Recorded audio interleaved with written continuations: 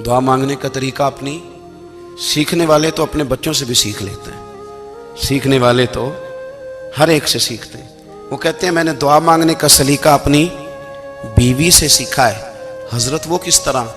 फरमाने लगे मेरी बीवी ने ना मुझे कोई काम बताया, कुछ पैसों की ज़रूरत के लिए कहा, तो मैंने उसे कहा कि भाई अभी मेरे पास नहीं है, कुछ दिनों में आते हैं तो मैं दे दूंगा। औरतों की आदत होती है, वो बार बार याद कराती हैं। 2-4 दिनों के बाद फिर उसने कहा हजरत वो मैंने कहा था कुछ पैसे, मैंने उसे कहा कि अभी मेरे पास नहीं है, कुछ दिनों में मिलते हैं तो मैं तुम्हें दे दूंगा। उसने कुछ दिनों के बाद फिर कहा हुजूर वो मैंने कुछ पैसे कहे थे। फरमाते मैंने डांट दिया, मैंने कहा कि क्या तू रोज मुझे शर्मिंदा करती है, कहा ना मेरे पास नहीं है, होंगे तो दे दूंगा, तू रोज याद कराती है।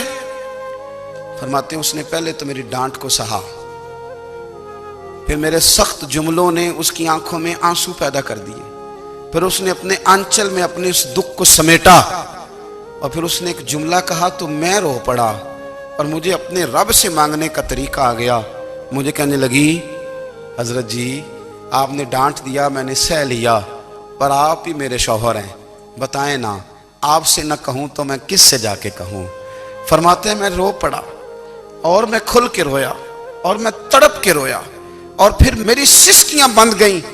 तो मुझे कहने लगी आपको क्या हुआ? मैंने कहा मुझे भी दुआ मांगनी आ गई है। जब मैं उसे कहूंगा ना अल्लाह तू ही मेरा रब है, मैं तुझसे न कहूं तो मैं किससे जाके कहूं, मैं क्यों किसी बंदे से सवाल करूं, मैं क्यों किसी दुनियादार से कहूं, मैं तेरे बंदों का नेक बंदों का वसीला लेके तेरे महबूब की गुलामी लेके तेरी बारगाह में आया, तुझसे ना मांगूं तो किससे मांगूं। समझ आ गई है, जब मैं इस रंग में मांगूंगा तो मेरा रब मेरे ऊपर बड़ा ही फजल फरमाएगा, वो मेरे ऊपर बड़ी रहमत करेगा, वो मेरे लिए आसानियां करे। अजीज दोस्तों हम इस तरह करने लग गए हैं कि हमने ना अपने ताल्लुकात पर एतमाद करना शुरू कर दिया है। मेरे ताल्लुकात बहुत हैं, हमने अपनी दौलत पर एतमाद करना शुरू कर दिया है, मेरे पास दौलत बहुत है। हमने अपने इल्म पर अपनी शोहरत पर एतमाद करना शुरू कर दिया है कि मेरे पास फलां चीज बहुत है। याद रखना जब बेनियाज अपनी सिफ्ते बेनियाजी दिखाता है तो बड़ी बड़ी दौलतों वाले मजबूर नजर आते हैं। भाइयों जब इंसान का रिश्ता अपने मालिक के साथ होता है फिर तो गम भी कुछ नहीं कहते, परेशानियां भी कुछ नहीं कहती, फिर तो जिंदगी सब्र वाली, फिर तो जिंदगी तवक्कुल वाली, फिर तो जिंदगी भरोसे वाली।